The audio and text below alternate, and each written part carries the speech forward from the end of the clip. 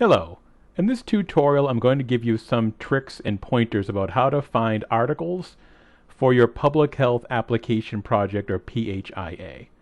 The assumption in this tutorial is that you've already watched our other tutorials that are on your Public Health Orientation Blackboard page, which you can see is right here. So if you go to your orientation page, which you should be able to access as a new BU SPH student, you will see that this is what your page obviously looks like, the kind of landing page for your SPH tutorial page. If you go here to library tutorial, we already made a host of tutorials for you.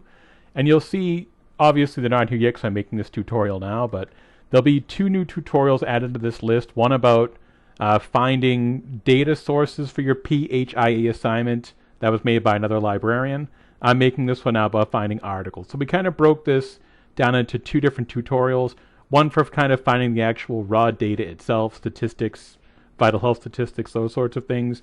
And in this case, I'm going to talk about finding the articles you need to evaluate for that assignment. So like I said, the assumption here is that I'm not going to go into a lot of detail in how to search each resource, sort of from a basic level, because you can watch any of the tutorials here. I'm just going to show you some kind of tricks and techniques for an advanced search to try to get to exactly what you need for those resources. Okay. So the first thing we always do in any of these tutorials, which you've probably seen by now, we always like to start with the BU Medical Library homepage. All of our resources are tied back to this page. For any search anyone on our campus does, public health, dental school, medical school, GMS, whatever the case may be, we always recommend you use PubMed first, because PubMed is the premier biomedical database in the world, and it's also the database that most of the databases sort of follow. So the way that PubMed describes something is usually pretty similar to the way other databases describe it too. Okay, so for an example I'm going to use from your assignment for the PHIA, you have a list of kind of example topic areas. So I'm just going to use maternal mortality in sub-Saharan Africa as my concept to do all these searches I'm going to do today. So the first thing I'm going to do, as I said, I'm going to go to PubMed.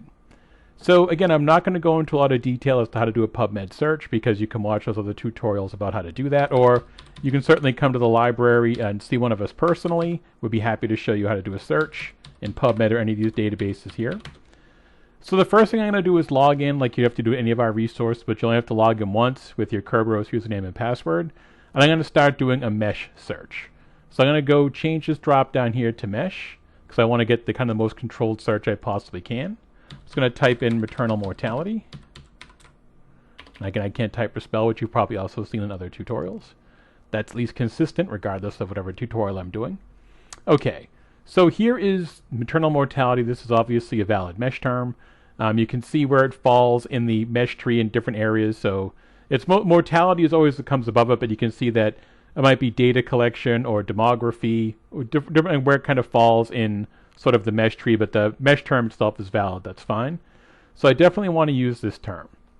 So I'm just going to do add to search builder and search PubMed. Now I also want to get, obviously, sub-Saharan Africa in there. And every database refers to sub-Saharan Africa in different ways. So some places it's sub-Saharan, some places it's sub-Saharan, and PubMed's actually a little bit different with how it describes sub-Saharan Africa. So if you don't know that, because you may not know that right now, I only know this from doing searches like this before, I'm actually just going to type in Africa as a mesh term. The nice thing about mesh terms when it comes to geographical locations, you can see that it'll map back Africa in general, which I'm going to stick with that for now, like I said.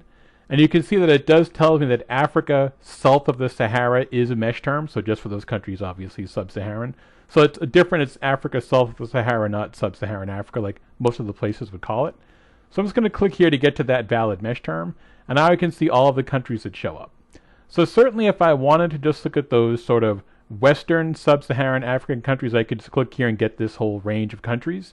If I just wanted, say, Nigeria by itself, I could just search for Nigeria. But since the example here is actually the whole region of sub-Saharan Africa, I'm just going to stick with this as my region. So I'm going to say here, add to my search builder, and then search PubMed. So that's every article, 164,000 articles total on just sub-Saharan Africa as a region. I want to combine that, of course, with my concept of maternal mortality.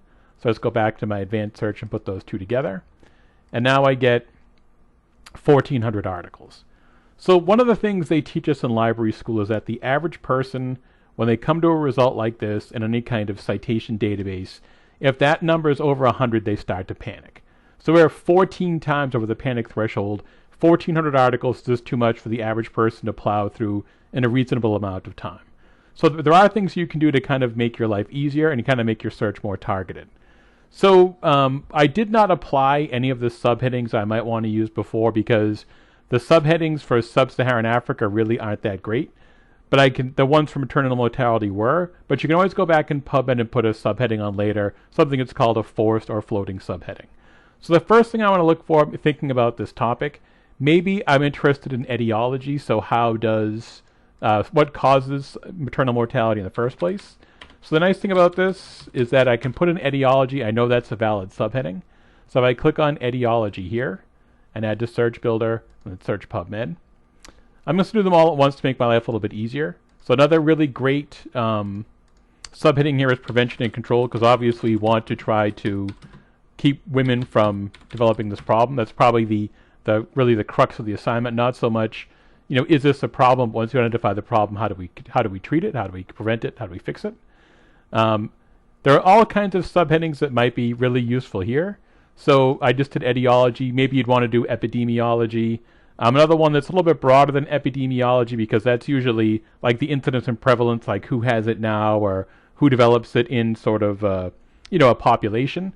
The kind of broader way to express that in PubMed is statistics, and I think it's statistics and numeration, or statistics and numerical data. So I'll start to type that in here. And again, it's nice that PubMed will auto-complete for you. I've got to switch this over to Mesh, but that's fine. I can still do it from here. And just search for that. So that's a subheading too. So this is great. I have all these different subheadings I can use. So to try to narrow down that 1,400 to a more useful result, so I go back here to my advanced search. Now I can start to mix and match these terms. So I have my maternal mortality in Africa south of the Sahara.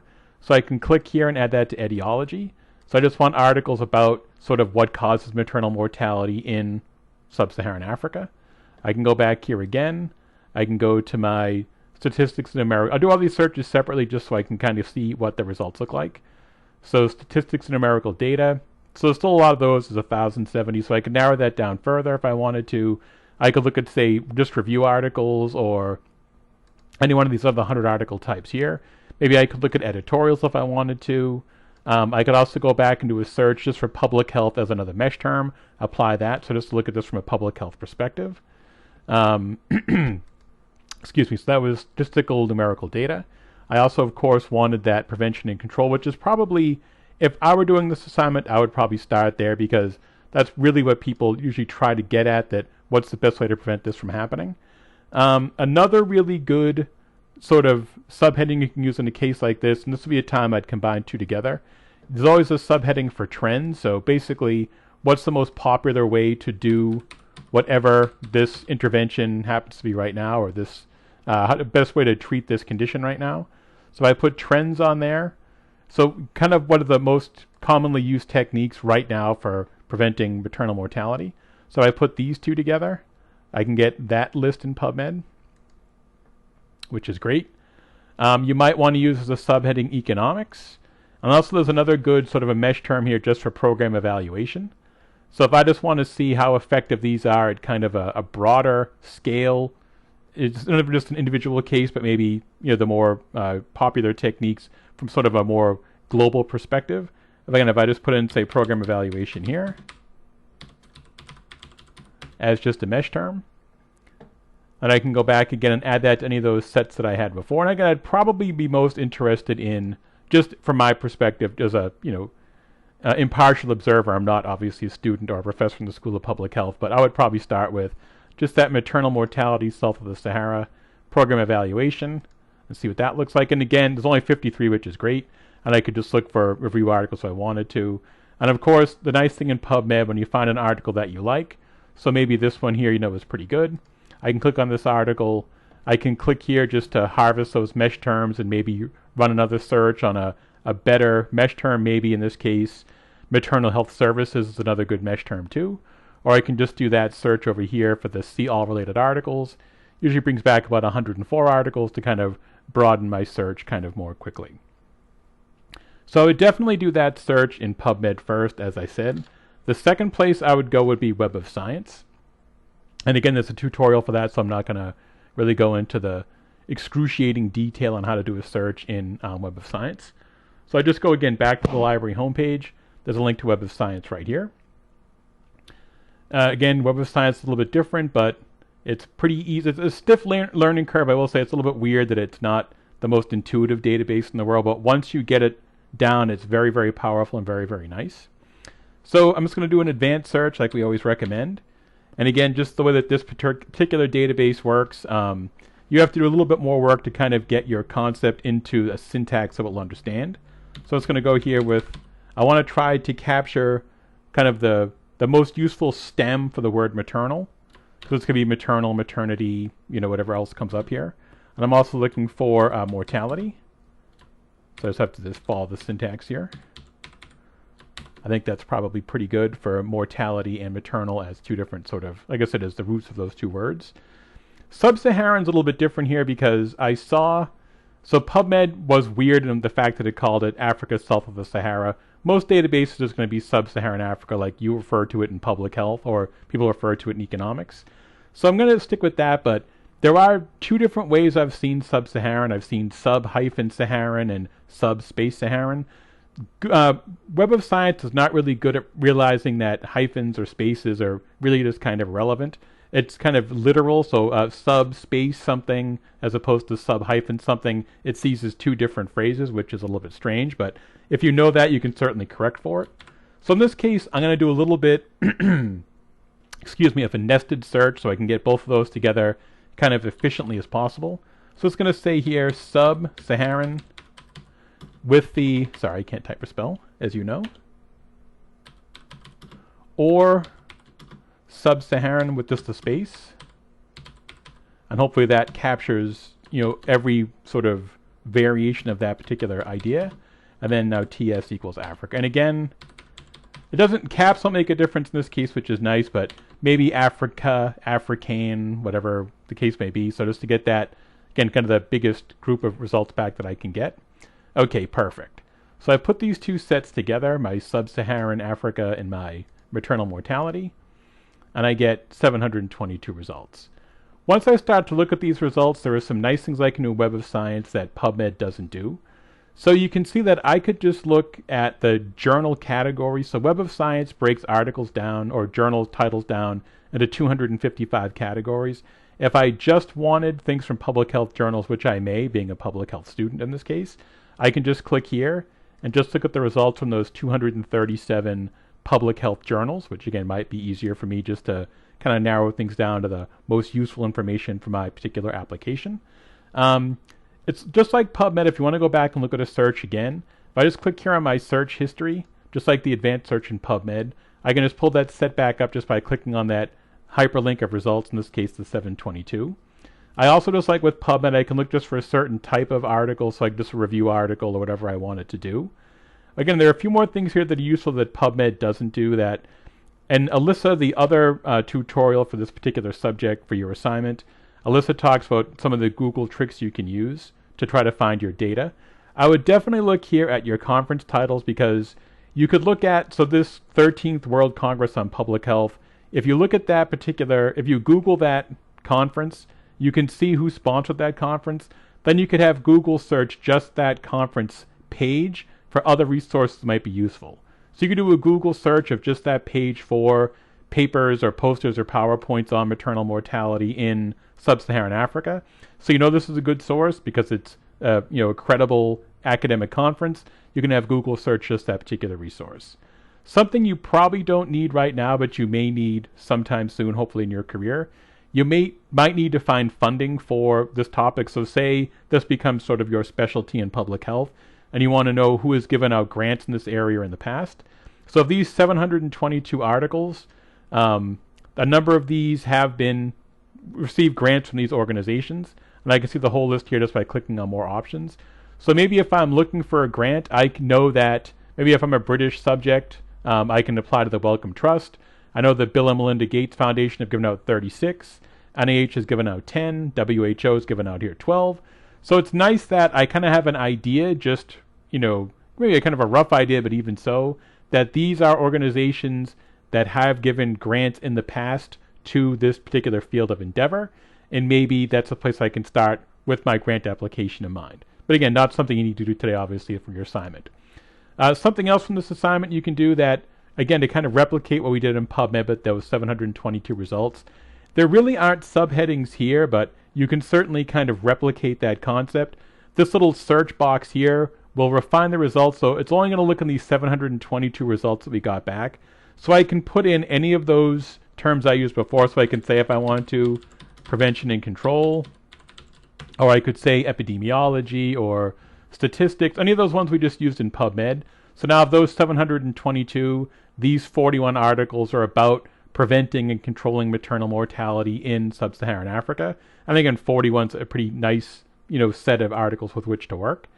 Something else you can do in Web of Science, which is great, especially if you're kind of coming to this topic cold, that maybe you've never researched maternal mortality before, so you really don't know a lot about the subject, and you're kind of educating yourself in the process of doing this assignment. Something that Web of Science does, which is great, is that it'll track the number of times a paper has been cited. So I'm just going to go back to my search history here to pull up that full list again. So if I were coming to this topic cold, if I had never done research on this before, and I'm trying to find papers on this topic for this literature review assignment that I'm doing, I might want to know who are the most important authors in this field. So that's a really hard thing to track, and it's something that people ask librarians all the time. And that's really what Web of Science was created to do 50 years ago. The man that started Web of Science, his name is Eugene Garfield. He is a PhD in library science. He got that question all the time when he was an academic librarian. And he's basically the person that came up with this idea that the most cited paper is the most important. Now that's certainly something that can be argued, and most people would probably agree, but regardless of if it's true or not true, or the controversies associated with that, it's kind of a metric a lot of people use and believe in. The most cited paper is the most quote-unquote important. So the way you can look at that, I can change this drop down here to publication type. You can see here highest to lowest.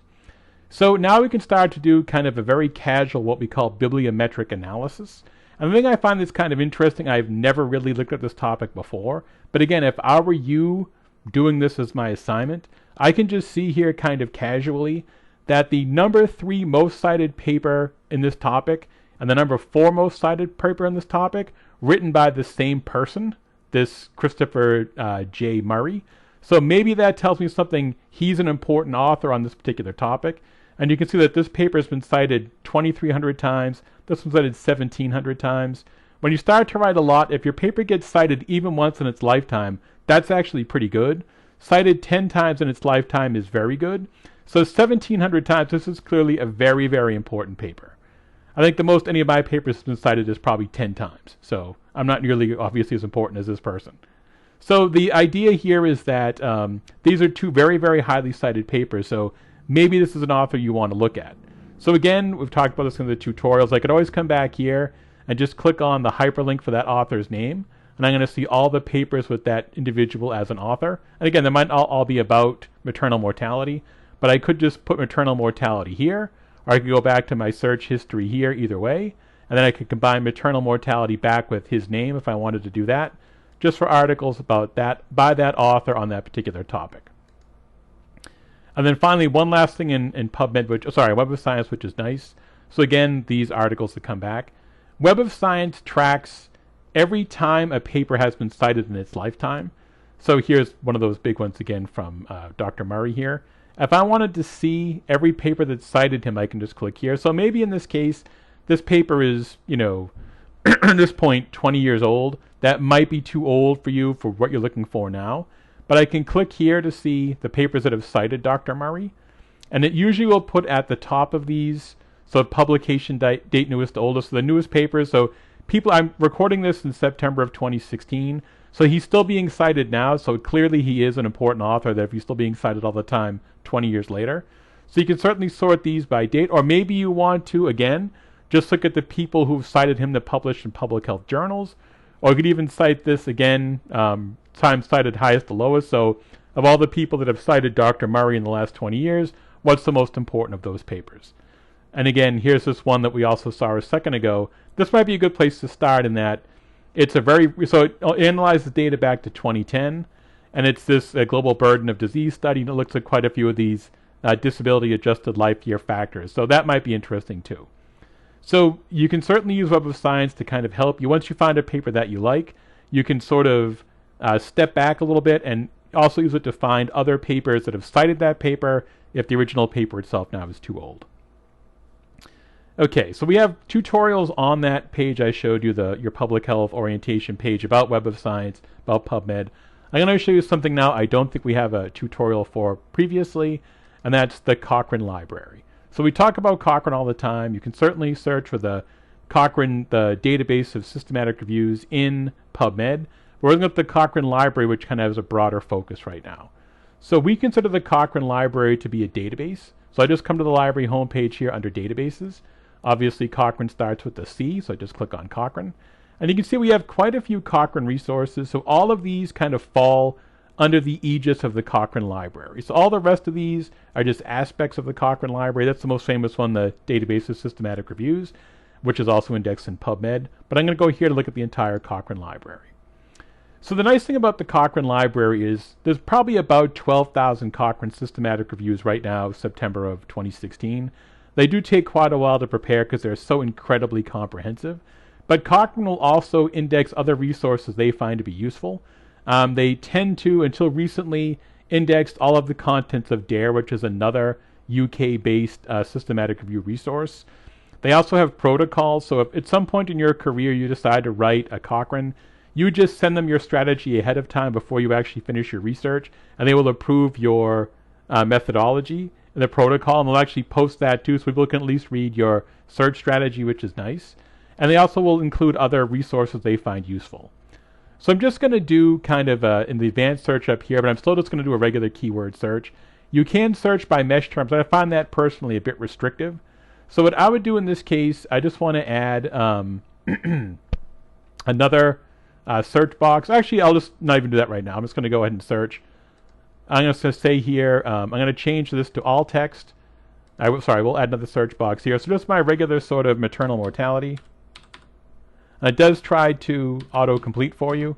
Now, I don't necessarily know when I go if any of these might be too specific, rate, studies, or study.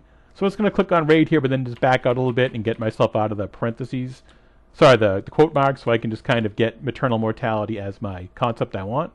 I'm going to start here just with sub. And it's interesting again, so if I want sub-Saharan, it actually wants me to use the hyphen. And you can see if I start to type sub-Saharan here. So that is, they do prefer sub-Saharan, which is fine. It's good to know that going in so you can find the results you want. I'm going to click here on go. So for the results that come back, it tells me that I get a fairly decent number of results. So I get 69 things.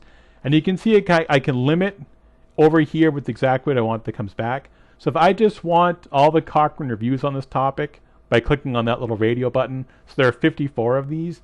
Now these seem to be a little bit more focused. So maybe a specific intervention you can have preventing maternal mortality is the use of vitamin A, or whatever the case, the insecticide-treated net. So for preventing malaria, we see that quite a time as kind of a physical intervention.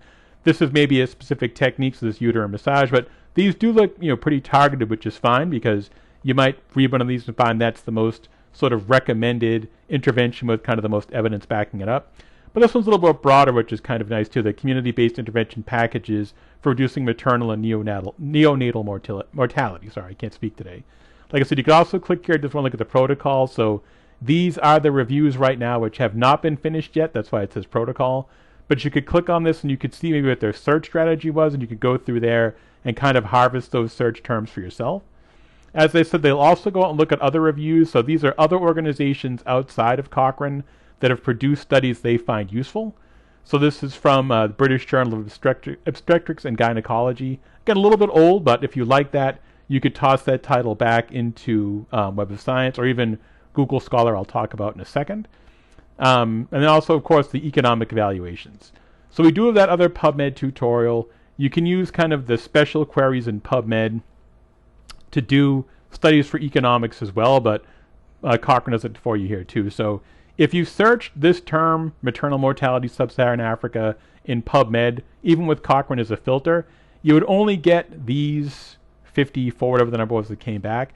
So you'd miss those other results, you'd miss the protocols, you'd miss the other reviews and these economic evaluations. So sometimes it's actually better just to come here to the Cochrane library and search all the Cochrane resources at once, as opposed to just searching for the systematic reviews that are next in PubMed. Cochrane's a fantastic resource, so I definitely recommend taking advantage of it as long as you can while you're still here as student BU.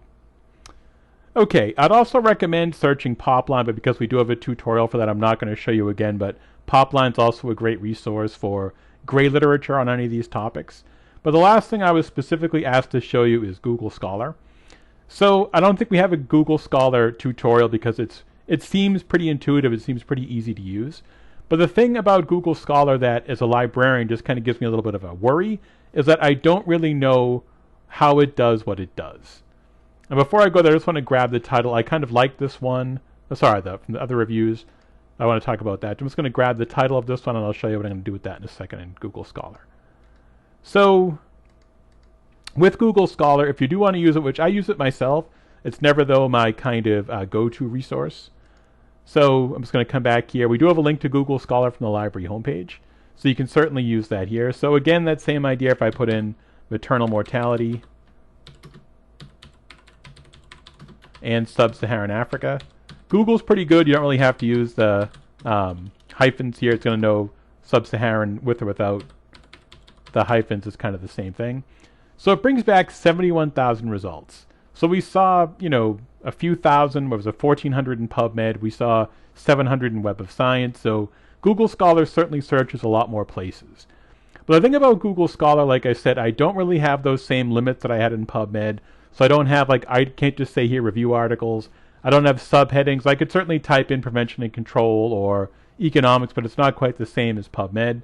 I can't search as public health journals like I could do in Web of Science. So it's a little bit harder to kind of control your results to come back. But that's not even my kind of biggest issue with Google Scholar. I just don't know why it does what it does. So if you go back and look at a search in PubMed, PubMed by default always puts the most recently indexed thing at the top of the list. So sometimes it might be something like from 2015, maybe they hadn't got around to indexing it yet, but it's usually the publication date is the same as, or close to the indexing date, so you'll see plenty of things now. It's September of 2016 in PubMed from September or even October of 2016. You can see the top article that comes back here in Web of Google Scholar is 2004. So it's a 12-year-old article. That's kind of weird. Second one's 2014. That's not so bad. This one down here is 1987. So that's like 30-year-old article. That's kind of weird that would show up in the top 6 results in 2016. So some people have argued that Google Scholar also sorts things by publication, times of publication. So, cited by times. So, like Web of Science does with that search, we just changed it to time cited. So it certainly does that, but this first article here was cited 90 times, 440 times, 239 times, 83 times. So it's not doing that highest to lowest, lowest to highest, and I can't filter highest to lowest, lowest to highest for time cited. So I honestly really don't know why these results are here. I mean, yeah, it's a relevant search, but PubMed and Web of Science are relevant too, but it's relevant sorted by date or relevant sorted by time cited. So I really don't know why this article is here from 1987, so close to the top of the list. That just strikes me as odd. So what you certainly can do if you wanted to in Google Scholar, you can kind of search by date. So I can say maybe the last, 5 years in this case. But still, it doesn't, so you would think if you wanted that, if you said, okay, I kind of want this in a date range sort of thing, it would start with 2016 at the top. It doesn't do that. So again, 2014, 2013, 2014, 2014. Again, the time cited all over the place, 440, 67, 5, 5, 3, 43. It's just, I don't understand that. So I will say that Google Scholar is great if you're totally lost. If you've done a search in PubMed, you found nothing. Search in Web of Science, Popline, you found absolutely nothing. Google Scholar, because it looks usually in the full text of the article, is pretty good about finding really specific, if you're looking for a specific drug or a specific protein or something, it's good at finding that because it looks in the full text, but it's just really hard to sort. Really, the only way I personally use Google Scholar is if there's an article I want to find that I know is good, that I'm interested in, I just can't find maybe I can't get the link through PubMed to work or the link through the BU library to work, I will come back and I'm just going to grab that title of that article we had there from that Cochrane. I would just come back and grab that title and just stick the exact title in quotes. So now I can go out and just search Google Scholar for that particular article, not all the words in the title, but just that one article by itself. And you can see that because I came to Google Scholar from the BU homepage, it knows that I'm a BU person, I have the rights to BU's resources. And it does link back to that Wiley.com PDF that we got through the Cochrane Library. So it's a great way to get your hands on an article you want if BU owns it. It's kind of even a better way. I think PubMed links to about 75% of our holdings. Google Scholar is probably about 95%, so it's a better way to get your hands on that PDF when you need it. And you can also, as we just talked about a second ago, Google Scholar also does track time cited like Web of Science does, but it tends to look in many more places. So you can see they actually include the Web of Science number for this article is 18. The Google Scholar article number is 47. So I can click here to see this article is from 1997, so maybe I just want a newer one than that. In this case, it's only 47, so I could kind of plow through those 47 pretty easily. Or I could just do it again with just the date range, so it's not going to work perfectly, but whatever the idea is here. And then I can also, as I said, anytime you go through, so some of these aren't through BU, so this is just some, I guess, French web server here. This is, I don't know what country .ua is off the top of my head, maybe Ukraine. So these are just sort of PDFs that this university has put online. You know, they own the resource, that's fine. So it's nice that you can also sometimes go through with Google Scholar. You can actually get links to things that maybe BU doesn't own or there's no charge. So Biomed Central is an open access journal publisher, so we don't have to subscribe to that journal. It's, you know, free to use, so the way that the contract's written with the authors. So it's nice sometimes that you can also have Google Scholar just kind of find you more articles to broaden your search when you're first starting out.